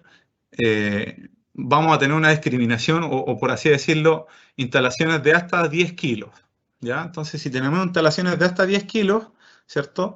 Me va a decir ahí, en función de si mi sistema de autogeneración, ¿cierto? La potencia es menor o igual al 30% de la capacidad del empalme, o si es mayor al 30% de la capacidad del empalme, van a tener algunos tipos de protecciones, como por ejemplo, la protección por sobrecorriente de fases, que es lo que nosotros conocemos como el disyuntor. En el caso de acá va a ser de corte omnipolar.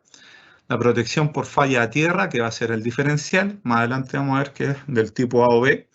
La protección array complementaria, que si tuviéramos una instalación fotovoltaica, sería la protección array integrada en el inversor. La protección array centralizada, que obviamente no aplica a instalaciones menores a 10 kilos, sino mayores a los 100 kilos, por eso que se trata acá con una X, ¿cierto? La protección de potencia inversa, que no va a ser exigida en instalaciones menores a 10 kilos, cuya capacidad del empalme sea menor al 30%, de hecho habla del 10%, pero... Y sistemas de control de inyección cero que van a ir siempre, ¿ya? Y acá tenemos el registrador de energía, o en este caso este equipamiento de monitoreo de generación. ¿Se acuerdan del medidor que hablamos hace un ratito? Esto es mayor o se exige para instalaciones mayores a 30 kilos. Entonces, de alguna manera, este cuadro que está acá, ¿cierto? Tratamos de simplificar cuáles son las protecciones que deben tener este tipo de autogeneración en función de la potencia o la capacidad instalada que ellos tienen, ¿ya? Como les decía, a veces los nombres son un poquito complejos de entender, pero acá está la protección por sobrecorriente de fase, ¿cierto? Que son principalmente las protecciones de corte omnipolar, como en este caso están viendo una instalación trifásica, se cortan las tres fases y el neutro. La protección por falla de tierra, que sería el diferencial, en el cual se habla claramente que tiene que ser del tipo A o B, y también se habla de que para capacidades menores a 10 kW, esta sensibilidad del diferencial va a ser de 30 mA, y para capacidades mayores a 10 kilos puede ser de una sensibilidad mayor, no superando los 300 mA. Y un poquito más abajo también quisimos regular qué era lo que pasaba con instalaciones de mayor capacidad, donde el diferencial tiene que ser del tipo electrónico. Entonces ahí mostramos un diferencial del tipo electrónico asociado a sus contactores, donde acá venimos a regular el toroide, ¿cierto? El tipo de contactor que se debe ocupar, las distancias y la operación con sus tiempos de operación, ¿ya? Ahí es importante el tema de este simbolito, ¿cierto? Para poder saber cuál es el diferencial del tipo A y del tipo E, poder diferenciarlo. Dentro de las exigencias para la conexión a la red, también tenemos que vamos a tener que distinguir ahí, ¿cierto? Si voy a tener una protección array complementaria o centralizada, ¿ya? Y ahí, si se acuerdan, la complementaria va a ser para instalaciones menores a 100 kilos y la centralizada va a ser para instalaciones mayores a 100 kilos. Por eso es que aquí traté de mostrar como una protección array complementaria, que es la que puede estar integrada en un inversor o en un equipamiento de autogeneración. Por ejemplo, en un equipo de cogeneración eficiente, uno también podría encontrar una protección array complementaria integrada, ¿ya? Y obviamente, en función del tipo de RI que yo tenga, ¿cierto? Voy a tener una declaración de ajustes diferente, ¿ya? Entendiendo que esto está regulado en el artículo 5-16 de la norma técnica de NetBilling, donde ahí se establecen los valores para tensión, frecuencia, desconexión, reconexión, ¿cierto? Para una instalación de consumo conectado en un empalme en baja o conectado en media. También se habla de la protección de potencia inversa, ya entendiendo que la norma 4 actual era bastante rígida y lo único que permitía era una protección de potencia inversa para impedir la inyección de energía a la red. Entonces, hablemos un poquitito de esto. Ya, primero, esta protección de potencia inversa deberá ser del tipo de regulación de potencia activa, deberá cumplir con estas normativas IEC para de alguna manera acreditar, digamos, que cumple con estos parámetros de monitoreo, de control, ¿cierto? Y también se viene acá a establecer cuáles van a ser los tiempos de operación del interruptor de acoplamiento, bueno, asociado a la protección de potencia inversa en función de sus capacidades, ¿cierto? Y aquí se establece que para instalaciones menores o iguales a 300 kilowatts de capacidad instalada, ¿cierto? El ajuste del relé de protección de potencia inversa va a ser de un 2% de la potencia nominal de la unidad generadora, ¿ya? Y el tiempo de operación va a ser de 10 segundos. Y obviamente, en función de cómo yo vaya teniendo un sistema de autogeneración con una capacidad mayor, ¿ya? Entonces menor va a ser el tiempo de operación. Es importante indicar acá que el relé de potencia inversa, como es bastante rígido, ¿cierto? Él me va a cortar todo el sistema de autogeneración o la instalación de consumo, ¿ya? Va a estar siempre asociado a un sistema de control de inyección cero. De modo que antes de que opere la protección de potencia inversa, ¿cierto? Va a estar, ¿cierto? Jugando ahí lo que es el sistema de control de inyección cero, reduciendo la generación para que obviamente no opere la protección de potencia inversa, entendiendo lo complejo que podría ser, ¿cierto?, botar una planta de 1,5 megas o de 3 megas o de mayor capacidad. Nos vamos a ir a los esquemas de protecciones para sistemas de autogeneración. Esto es un poquito más complejo, pero vamos a tratar de hacerlo más simple, ¿ya? Primero, acá tenemos en el lado derecho, ¿cierto?, un diagrama unilineal, que es el que aplicaría para la primera condición, la más simple de todas. Y aquí estamos hablando, por ejemplo, de sistemas de autogeneración de potencias bastante pequeñas, 1 kilo, 2 kilos, 3 kilos, ¿ya? Entonces, primero me dice, este diagrama, ¿cierto?, va a aplicar para potencias menores a 100 kilos, cuya capacidad de generación no supera el 10% de la capacidad del empalme, ¿cierto? Si tengo un empalme de 10 kilos, bueno, ahí puedo tener un sistema de 1 kilo y voy a poder cumplir con esto, ¿ya? Y por lo tanto, lo vamos a explicar de la siguiente manera. Acá, ustedes en la parte inferior están viendo un sistema de generación que se compone de diferentes paneles fotovoltaicos. Estos paneles fotovoltaicos van a ir hacia el inversor, ¿cierto? Que obviamente va a transformar la corriente continua en alterna. Y ahí pusimos una protección RI con el interruptor de acoplamiento que están integrados en el inversor. Por lo tanto, acá se compone ya de la protección RI complementaria, que es la que se establece en este pliego. Luego, esto tiene un sistema, o sus sistemas de protecciones, que son los que hablamos anteriormente, ¿cierto? Los disyuntores, los diferenciales, están dentro de este tablero de distribución de autogeneración, ¿ya? Y esta a su vez se conecta con el tablero general, entendiendo que pueden haber otro tipo de tableros de distribución dentro de la instalación de consumo, ¿ya? Y luego tenemos la unidad de medida, el empalme. Entonces, acá está el tablero de punto de conexión que yo les mencioné al principio de esta presentación, ¿ya? Este tablero de punto de conexión, lo que va a tener ahí es el sistema de inyección cero, ¿cierto? Que va a ser lo que él hace, estar ahí sensando, ¿cierto? Cómo se comporta la energía, ¿cierto? Él va a estar viendo de alguna manera los parámetros de la red eléctrica, ¿cierto? Y va a estar viendo también en paralelo la generación que yo estoy teniendo en un mismo momento para obviamente decir, oye, tienes mucha generación, vas a tener que bajar tu sistema de generación para igualarlo, para no inyectar energía a la red. Esa es la finalidad, ¿cierto? No inyectar energía a la red. Entonces, tratamos siempre ahí de poder colocar la mayor cantidad de antecedentes, ¿cierto? No nos da mucho espacio en el AutoCAD porque sí va a haber mucho menos, pero hay que entender que mientras más información ustedes leen, a la superintendencia en cuanto a las caídas de tensión, los tableros que se incorporan, la canalización, los conductores, ¿cierto? Más fácil va a ser la revisión por parte de la superintendencia, que es lo que se busca, ¿ya? Por otro lado, tenemos que hay diferentes esquemas de conexión en función de si mi capacidad es mayor a los 100 kilowatts de potencia instalada, ¿ya? Entonces, por eso que el esquema de acá es un poquito más complejo, ¿ya? Si ustedes lo ven, tenemos la opción A, que habla de la protección a red centralizada junto a la protección de potencia inversa del sistema de control de inyección con operación sobre el interruptor de acoplamiento que va a desconectar el sistema de autogeneración. ¿Cómo se explica esto? Primero tenemos un sistema de generación, ¿cierto? Puede ser energía renovable, diésel, da lo mismo, los cuales están acá abajo y tienen su protección a red complementaria. ¿Ya? Estos van a estar con sus protecciones en el lado de alterna dentro del tablero de distribución de autogeneración. Por ahí se indica el monitoreo de generación, ¿se acuerdan? Si la instalación es mayor a 30 kilos, en este caso sí aplica, ¿ya? Y por lo tanto esta energía la vamos a entregar acá, al interruptor de acoplamiento. Y ese interruptor de acoplamiento a su vez la va a entregar al tablero general por obviamente tener esta autogeneración. Entonces, dentro de este tablero de punto de conexión, lo que se muestra es que va a estar la protección a raíz centralizada y la protección de potencia inversa y el sistema de control de inyección cero monitoreando. Por eso se ven ahí las líneas punteadas, ¿cierto?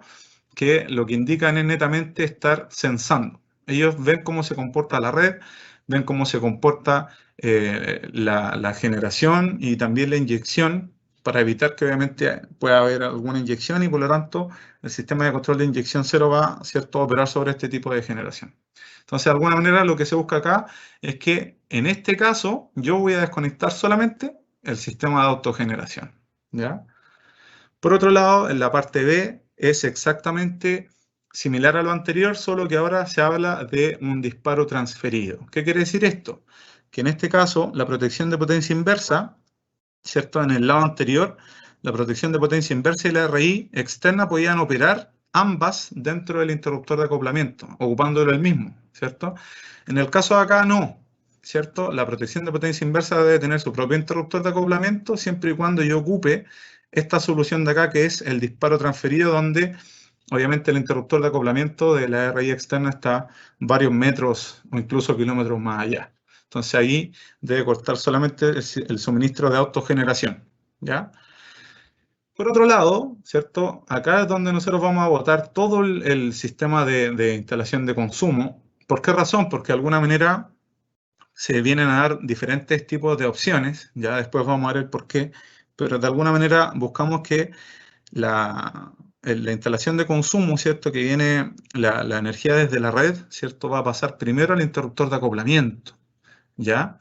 Y luego de pasar al interruptor de acoplamiento, va a llegar al tablero general. Por lo tanto, obviamente, si llegase a operar alguna de estas protecciones, lo que va a pasar es que va a botar toda la instalación de consumo, ¿ya? Y en el esquema D es exactamente igual al C, pero, ¿cierto? Acá tengo el disparo transferido con la protección RI externa. Por lo tanto, lo que buscamos acá es principalmente lo mismo, ¿cierto? La energía eléctrica de la red viene, va a pasar directamente al interruptor de acoplamiento y de ahí se va a devolver al tablero general. Entonces, obviamente, estas soluciones que se están mostrando acá, que son para instalaciones mayores a los 100 kilos, van a tener que ver con dónde yo tengo el interruptor de acoplamiento, entendiendo que ahí voy a tener la mayor cantidad de corriente o la capacidad completa del sistema de autogeneración, entendiendo que puede haber facilidades, ¿cierto?, dentro de un tablero general que está en buen estado y tiene capacidad para poder albergar estas protecciones y también tiene la capacidad para poder mandar estos conductores, por ejemplo, en un edificio de comercial, donde lamentablemente no muchas veces hay espacio disponible en los chafes eléctricos, entonces hay uno como proyectista y como instaladores que tiene que evaluar el tipo de solución que va a emplear, ¿ya? Y para ir ya finalizando, tenemos también qué es lo que pasa con las etapas intermedias, ¿cierto? Habíamos hablado de las instalaciones menores a 10 kilos, mayores a 100 kilos, y por lo tanto ahora vamos a abordar las instalaciones que están entre medio, ¿cierto? En este caso que son instalaciones con capacidad menor o igual a 100 kilos, donde la potencia instalada de autogeneración supera el 10% de la capacidad del empalme y por lo tanto acá, si ustedes se dan cuenta, ya no está la protección array centralizada, ¿verdad? Que esa es la que se pide para instalaciones mayores a 100. Acá tenemos solamente el sistema de control de inyección 0 y también tenemos la protección de potencia inversa, donde acá solo se va a cortar el suministro de autogeneración, ¿cierto? Acá vamos a botar netamente lo que es el sistema de autogeneración. Entonces acá lo que vamos a tener es la generación la inyecta al inversor, el inversor tiene sus protecciones eléctricas en el tablero de distribución de autogeneración y por lo tanto vamos a entregar la energía que generamos, ¿cierto?, al interruptor de acoplamiento, el cual la va a entregar al tablero general. Si llega a ocurrir algún problema en la red, ¿cierto?, o se detecta que a lo mejor pudiera haber algún electrón que está pasando, ¿cierto?, hacia la red, la protección de potencia inversa va a ser operar el interruptor de acoplamiento, botando, en este caso, el sistema de autogeneración. Y para finalizar, ¿cierto?, tenemos ahí también, bajo el mismo esquema o criterio, ¿cierto?, una conexión diferente donde del medidor, ¿cierto?, ahora voy a llegar al interruptor de acoplamiento y el interruptor de acoplamiento voy a volver a entregar la energía al tablero general, por lo tanto acá yo boto toda la instalación de consumo. Insisto, acá están todas las modalidades diferentes que se pueden dar para una conexión, entendiendo que es el instalador quien va a tener que, en función de lo que disponga en terreno, ¿cierto?, de las longitudes, de lo complejo que puede ser a lo mejor tener o no disponer de canalización existente para poder mandar esto, ¿ya? Pero bueno, esas son las soluciones que quisimos implementar. Y con eso terminamos este pliego número 9. Desde ya les agradezco a todos su tiempo, su asistencia y espero que hayamos podido ser lo más claro posible. Eso. Le doy el pase a María Isabel.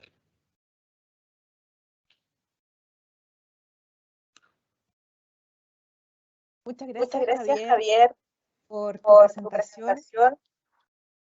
Puedes apagar el... muchas gracias. También agradecemos la presentación de Giselle y ahora vamos a comenzar el ciclo de consultas relacionadas con las ponencias de hoy. Pero quiero informarles también que han preguntado bastante por el chat de cuándo van a estar disponibles tanto las presentaciones como las sesiones anteriores, los videos. Entonces, le informamos, como mencioné al inicio de la charla, que las presentaciones y videos de las charlas serán publicadas al finalizar el ciclo de estas en un link que se encontrará disponible en la página de la superintendencia, ¿ya? Y la otra consulta que fue repetida varias veces, perdón, se refiere a dónde se encuentra el reglamento, el decreto supremo 8, RIC, y los pliegos técnicos. Y el decreto 08, RIC, se encuentra disponible en la página de SEC y también en el chat público de la charla de hoy se encuentra el link para que ustedes las puedan descargar. Bueno, a continuación comenzamos con las preguntas y invitamos a Giselle, por favor, para que responda las que son relacionadas con las ponencias de ella. La primera pregunta dice así: ¿la protección diferencial es individual o es por motor? Giselle, por favor. Muchas gracias, María Isabel. El pliego 7 establece que la protección diferencial debe ser por motor, pero exige, establece condiciones cuando son de protecciones de cortocircuito, cuando se pueden hacer en grupo, pero establece ciertos requisitos. Pero en referente a los protectores diferencial es por motor. Perfecto, muchas gracias, Giselle. La segunda consulta. ¿El RIC 7 es aplicable a todos los equipos eléctricos que cuenten con un motor en su interior o es aplicable únicamente a motores unitarios? Como les comentaba, cada pliego técnico hace mención a la cual son aplicables cada uno. En este caso, indica a todas las instalaciones eléctricas que tienen equipos de motor o los equipos que se tratan precisamente en dicho pliego técnico. Gracias, Giselle. La tercera consulta dice así: ¿las instalaciones existentes que no cumplan con los puntos incorporados en los pliegos técnicos deberán ser regularizados? Si es así, ¿cuánto tiempo se tendría para aquello? Bueno, acá es importante recordar que estos pliegos técnicos no son retroactivos. Recuerden que dichos pliegos técnicos entran en vigencia a mediados de julio, con excepción del pliego 15, que este ya entró, si es que no me equivoco, en marzo. Ese ya se encuentra operativo, pero el resto de los pliegos técnicos entra en vigencia a mediados de julio. A partir de esa fecha, todas las instalaciones que presenten algún tipo de T1, alguna ampliación o se inscriban como nuevo, tienen que cumplir con estos nuevos requisitos que establecen cada dicho pliego técnico. Con excepción, súper importante esto, con excepción de los que ya cuenten con un permiso de edificación previo a la entrada en vigencia. Si ya cuentan con un permiso de edificación, como les comentaba previo a la entrada en vigencia, podrán instalarse y declararse según lo establecido en la norma 4. Gracias, Giselle. La siguiente pregunta dice, ¿las vías de evacuación deben de tener equipos de iluminación autoenergizados? Sí. Sí, ahí yo les hice mención precisamente a los equipos que deben tener autoenergizados, también las clasificaciones de dichos equipos que también se clasifica como tipo de iluminación de evacuación, antipánico, y también la autonomía que deben tener dichos equipos. Eso está referido en la tabla 8.3 del pliego número 8 para que lo revisen. Perfecto. Y finalmente la última consulta dice así, ¿los circuitos de emergencia de iluminación deben ser todos diseñados con ductos y cables libres de halógenos? Sí, precisamente señala que todos los ductos a los cuales se instalan este tipo de circuitos deben ser con cables, con conductos que estén libres de gases tóxicos y libres de halógenos, sí, y retardantes a la llama. También quería destacar, María Isabel, y me voy a tomar unos minutitos, para hacer mención que, como ustedes ven, la mayoría de nuestros pliegos técnicos hace referencia a distintas normativas, tanto IEC como UNE, en la cual nosotros como superintendencia estamos trabajando en hacer un convenio para posteriormente tenerlas ojalá visibles y abiertas a las consultas de toda la ciudadanía, tanto a la ciudadanía como ustedes como los instaladores, ya para que tengan la visualización de dichas normas. Eso, muchas gracias. Perfecto, muchas gracias a ti, Giselle, por las ponencias y por aclarar las dudas que estaban relacionadas con el pliego normativo que expusiste hoy. Bueno, ahora invitamos a Javier Hernández, por favor, para que proceda a responder las consultas que son relacionadas con las ponencias que efectuó hoy. Perfecto. Javier, la primera consulta dice así, ¿cuál es la diferencia entre el relé de potencia inversa y el sistema de inyección cero? Ya, buena pregunta. A ver, lo primero es que el relé de potencia inversa es considerado una protección eléctrica, ¿ya? Que de alguna manera viene a estar mandando, él es el que manda la señal, él dice, mira, acá hay un electrón que está pasando hacia otro lado y por lo tanto te ordeno, ¿cierto? Le ordena al interruptor de acoplamiento en este caso, a botar el sistema de autogeneración. En el caso de un sistema de control de inyección cero, es diferente porque es un dispositivo que puede ser electrónico, ¿cierto? Asociado generalmente a un sistema de medición, ¿ya? Es un sistema de medición, ¿cierto? Que va a estar en el alimentador general dentro de un tablero de distribución o general, va a depender del tipo de instalación, pero en ese caso ese sistema de medición va a estar entregándole, digamos, esta información al equipamiento de generación, puede ser a través de los inversores, y ahí obviamente es el inversor el que va a estar viendo, digamos, esto de que, oye, tengo una generación mayor, tengo un consumo mayor de la red, por lo tanto, él va a discriminar, pero no es que vaya a cortar el suministro, él lo que va a hacer es va a bajar la generación para que sea igual al consumo de alguna manera, y de esa forma yo impido que la protección de potencia inversa opere, ¿ya? Entonces, eso es como principalmente la diferencia. Perfecto, muchas gracias, Javier. La segunda consulta. ¿Cuál es la diferencia entre el TE4 y el futuro TE5? Ya, muy buena pregunta también. A ver, el TE4 habla de sistemas de generación distribuida, ¿ya? Entiéndase como sistema de generación distribuida aquellos sistemas de generación, ¿ya? Primero, ya, vamos a hablar un síntesis un poquito más. La generación distribuida tiene como función solamente la generación de energía renovable, ¿ya? O sea, a partir de fuentes de energía renovable, y también incluye la cogeneración eficiente. ¿ya? Por otro lado, el sistema de autogeneración es diferente porque él no establece el tipo de fuente de generación. Por lo tanto, ya tenemos la primera diferencia. En un sistema de autogeneración yo podría tener incluso generación con diésel, ¿ya? Y ahí entraría, digamos, a poder entregar energía para autoconsumo en algunos de los pliegos que dijo anteriormente Giselle, ¿cierto? Como corte en punta o sistemas de emergencia, ¿ya? Por otro lado, tenemos que la generación distribuida, ¿cierto? Se declara a la superintendencia a través del TE4. Ese trámite habla de una capacidad máxima de 300 kilos. Acá la diferencia es que no existe un límite de capacidad. O sea, el límite va a estar impuesto solamente por la capacidad del empalme. Ahí es donde yo dije que podría ser un claro ejemplo de eso es la planta de cogeneración eficiente de Noracid, en el norte, donde tienen una capacidad de autogeneración de 3 megas, donde tienen una capacidad de empalme de 9 megas. O sea, imagínense, no hay restricciones netamente la capacidad del empalme.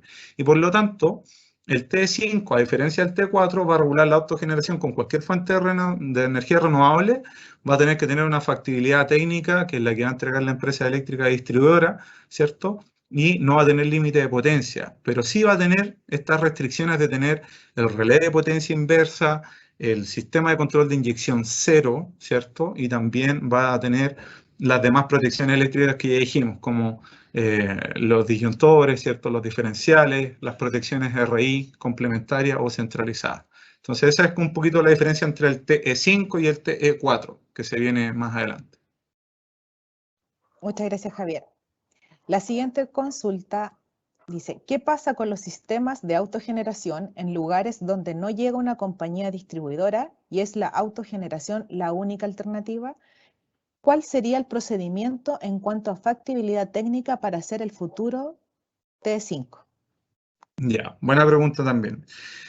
A ver, hay que entender que cuando no llega la empresa eléctrica distribuidora, ¿cierto? O alguna concesionaria, entonces ahí estamos hablando de una instalación de autogeneración que es del tipo aislado, ¿cierto? Ahí estamos hablando de un sistema completamente aislado y por lo tanto, como les decía, nosotros hace poquitito oficializamos la instrucción técnica ITG RIC 9.1 que establece cómo yo debo construir, diseñar, ejecutar, mantener una instalación fotovoltaica aislada. En ese caso, lo que es fotovoltaico aislado está regulado ya por el ITG RIC 9.1. Pero si yo quisiera tener otro sistema de generación en una instalación aislada, ahí es donde este pliego técnico 9 establece que la superintendencia es la que tiene que, obviamente, realizar, digamos, estas instrucciones técnicas que permitan cómo diseñar o ejecutar este tipo de instalaciones en instalaciones aisladas, ¿ya? Que puede ser eólica u otro tipo de instalaciones. Entonces, mientras no exista eso, ya el pliego técnico 9 igual es un poquito claro y dice, mira, mientras no existan esas instrucciones técnicas de carácter general que imparta la SEC, puedes ocupar los RGR que hoy día están vigentes, considerando obviamente que no me voy a conectar a la red. Por lo tanto, para terminar la respuesta, ¿cierto? En ese caso, si estoy aislado de la red, no necesito una factibilidad técnica, porque obviamente no va a haber una empresa eléctrica distribuidora, ¿ya? Y por lo tanto ahí voy a tener que declarar esto como una instalación aislada a través del T1 provisoriamente. Muchas gracias, Javier. Y la última consulta es, ¿cuándo entra en vigencia el T5? Ya, buena pregunta. Como les decía, nosotros estamos en etapa de desarrollo, ¿cierto? Ya entregamos las ubicaciones a informática, así que en el fondo ya tenemos todas las tareas como bien hechitas, ahora viene todo lo que es la programación, el desarrollo y las pruebas en ambiente QA, por lo tanto, nosotros esperamos, ¿cierto? Ojalá poder contar con este trámite nuevo a fines de año o principios del próximo. Ya, eso es, y obviamente ahí les hago la invitación, ¿cierto? Durante el segundo semestre igual vamos a estar capacitando un poquito acerca de lo que son los sistemas de autogeneración y también instalaciones aisladas. Eso. Perfecto. Muchas gracias, Javier, por la respuesta a las consultas efectuadas. También aprovechamos de agradecer a Giselle por la ponencia realizada hoy. Agradecemos también la asistencia y los invitamos cordialmente a la siguiente charla que se realizará el jueves 3 de junio a las 10 a.m. Les recuerdo, por favor, responder la encuesta que se encuentra publicada en el chat de la charla de hoy. También se encuentra publicada el link para descargar tanto el decreto como los distintos pliegos técnicos. Aprovecho de informarles nuevamente y recordarles que tanto las charlas y los videos, las presentaciones y los videos de las charlas serán publicados al finalizar el ciclo de estas en un link que se encontrará disponible en la página de la Superintendencia. También quisiéramos invitar a los instaladores eléctricos que hoy nos acompañan que mantengan actualizados sus correos electrónicos en la plataforma del e-declarador, por favor. ¿Para qué? Porque ante una futura información, si la superintendencia necesita enviarle esa información para que estén actualizados los correos, ¿ya? Que tengan un muy buen día y buenas tardes.